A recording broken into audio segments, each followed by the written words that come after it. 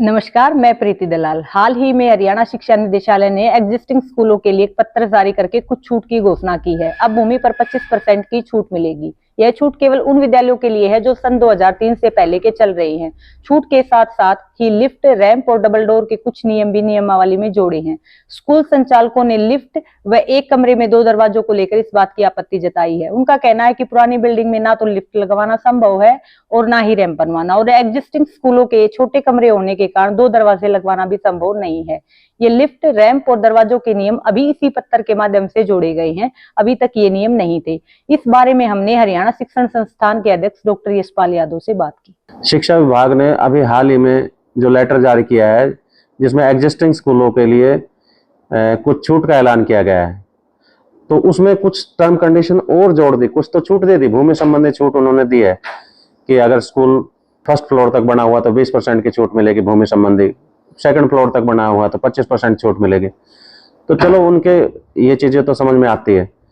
बाकी कुछ term condition और साथ जोड़ दी जो पूरे होना संभव नहीं है। अब जैसे एक टर्म कंडीशन ये जोड़ दी कि लिफ्ट हो या रैंप हो, तो हमारे जो छोटे स्कूल है जो 250 गज में चल रहे हैं, अब उसको टर्म कंडीशन के बाद वो 200 गज में हो जाएंगे जो छूट के बाद है। तो क्या 200 गज में रैंप चढ़ाना संभव है? ऐसा संभव ही नहीं है। दूसरा जो है, उन्होंने कहा कि लिफ्ट लगानी जरूरी है।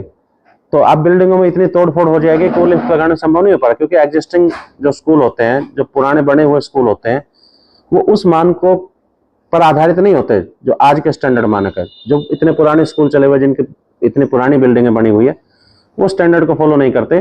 तो इसलिए जो है लिफ्ट लगाना संभव ही नहीं है किसी भी स्कूल के लिए। एक स्कूल की बात मैं नहीं कर रहा, किसी भी स्कूल के लिए लिफ्ट लगाना संभव नहीं है। और एक टर्म कंडीशन जो उन्होंने और जोड़ दी कि हर रूम में 2 दरवाजे चाहिए। तो 2 दरवाजे लगाना, उसके लिए तोड़फोड़ करना, तो वो संभव नहीं हो पा रहा। जब आपने कमरों का साइज कहा है कि कुछ भी हो सकता है, आप 9 स्क्वायर फुट, 10 स्क्वायर फुट के हिसाब से बच्चे बिठा सकते हो, तो अगर हमारे कमरों का साइज 10 बाई 10 का है, तो ऐसे कमरों में क्या 2 दरवाजे संभव है लगाने? संभव नहीं है। तो हमारे इसको लेकर सरकार से एक आपत्ति है, एक ऑब्जेक्शन है कि व्यावहारिक चीजें ही जोड़ा कीजिए, और ग्राउंड लेवल पर जब चीजें आती है तो पता लगता है। तो इसलिए जरूरत है कि जब नियम बनाए जा रहे होते हैं तो यूनियन से, हमसे पूछ लेना चाहिए कि ये नियम बनाए जा रहे हैं, तो हम उनको बता सकते हैं कि व्यावहारिक क्या है, ऐसा संभव है भी कि नहीं है। तो जो चीज संभव नहीं है वो डाल दी जाती है, और फिर बाद में आके मुश्किलात आती है। तो इस नियम बनाने का, छूट देने का कोई औचित्य नजर नहीं आता। मुझे लगता नहीं कि सरकार ने छूट देने की मंशा से किया, क्योंकि साथ में टर्म कंडीशन ऐड कर दी और उस टर्म कंडीशन को स्कूल फॉलो नहीं कर पाएंगे।